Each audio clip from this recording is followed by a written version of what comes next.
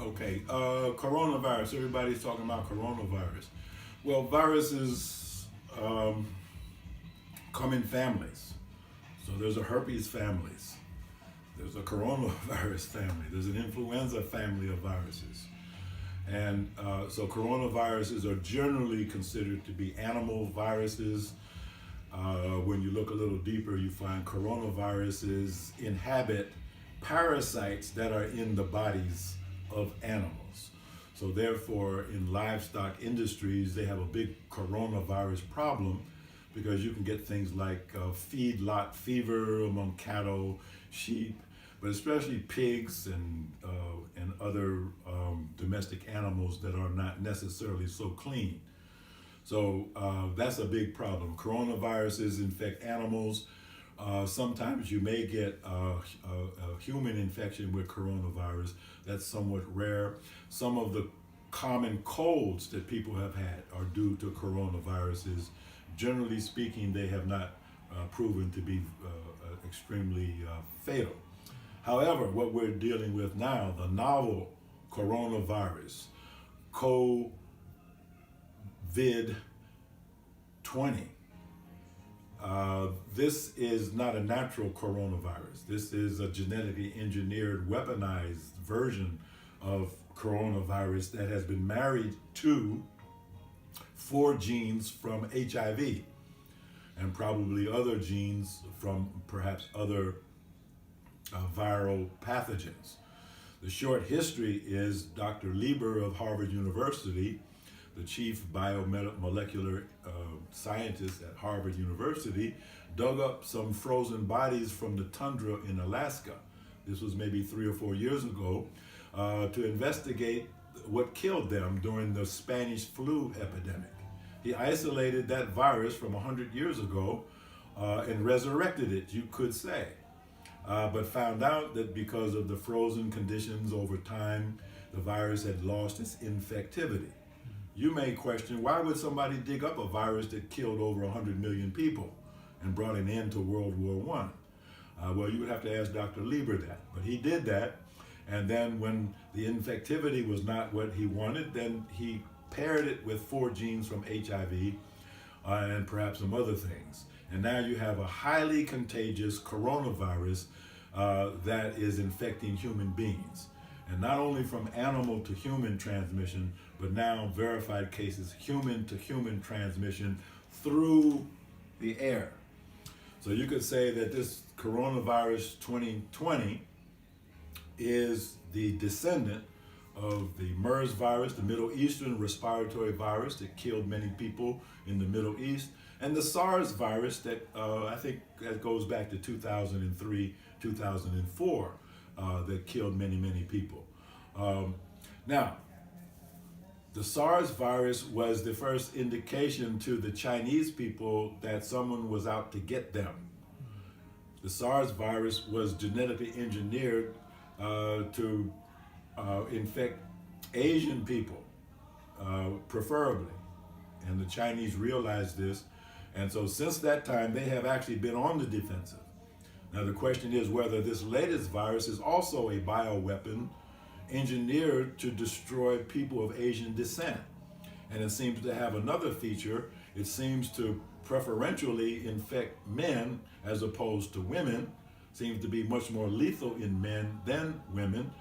And even though it's considered to be a respiratory virus that causes a respiratory illness, the other interesting factor is that it seems to have a predilection for male testicles. And even in those that recover, the question is, will they be sterilized as after this COVID infection, even if they survive? Bill Gates, along with Dr. Lieber and Johns Hopkins University in October of 2019, conducted a simulation, computer simulation of a coronavirus outbreak, and they determined through computer simulations that such an outbreak would lead to the death of 65 million people. Now, the current experience in China with a 2.3% mortality rate shows that globally we could expect at least 165 million deaths from this virus. So what is it all for? I think it's for the purpose of slowing down the growth of China as a dominant economic, political, and economic power in the world. That is, of course, if it really is a bioweapon. If it's not really a bioweapon, it certainly has taken the U.S.-China trade war to another level. Trade war has become biological warfare, and people are being targeted with their lives.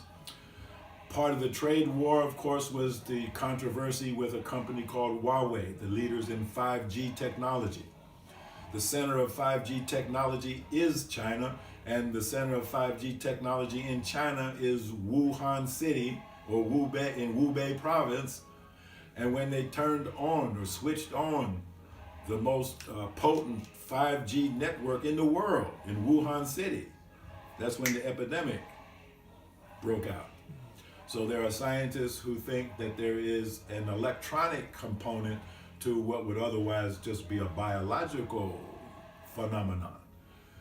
A virus is on the borderline of living things versus non-living things. It is protein wrapped around genetic material, either RNA or DNA. It is susceptible to electronic frequencies. Viruses can be activated by 5G 60 cycle frequency radiation that was turned on in Wuhan City and just coincidentally happened at the same time as a viral outbreak. Could there be a connection? One final point that I think the world should consider. From my point of view as a medical doctor, someone who knows a little bit about public health, I don't think that the Chinese government could be faulted in any way for their response to whatever happened, whether it was a natural phenomenon or whether it turns out to really be a bio attack. But their response to it was heroic and correct. They built 3 1,000-bed hospitals in a little more than a week. That is phenomenal. They provided hospital care for thousands of people who otherwise would have been left out in the cold to die. And so this is something to ponder. Is the United States capable of the same response, public health-wise?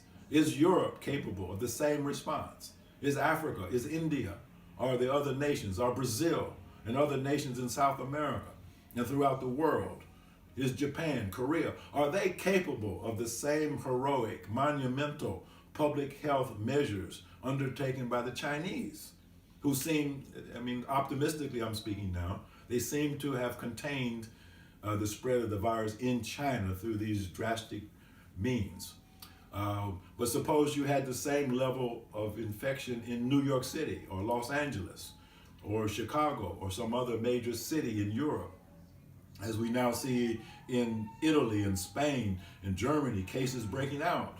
Well, this is the tip of the iceberg. 80-some cases now in Long Island, New York, in Los Angeles, in Texas, and other places. People under quarantine. We don't know how many people are really infected because the CDC has only given a little more than 400 tests total. So if they're reporting 50 or 60 cases, that sounds like a small number, and it is, but you'd only tested 400 people. So how can you be sure about the total number of infections in the country? You can't be. So all precautions must be in order. Facial masks are not going too far. Frequent hand washing is not going too far. Avoiding contact with public surfaces is not going too far. Avoiding public gatherings is not going too far. We don't actually know the full characteristics of what we're dealing with, but we must take those things into consideration that we are learning, where these outbreaks are taking place throughout the world. A weak Clorox solution, a cap full of Clorox in a gallon of water, can be used as a disinfectant on surfaces. I use essential oils mixed in water, things like geranium and other essential oils, eucalyptus, camphor. These essential oils mixed in water, sprayed in a house, will keep germs at bay. These are old-fashioned, traditional methods. I think the public health service in America is so decrepit, and disabled, that every American citizen should consider you're on your own, and you have to do what you can do to protect yourself and your family. Because I don't think that the government agencies are going to be able. They're not equipped. The hospitals don't have the space to accommodate you. So you're going to have to accommodate yourself.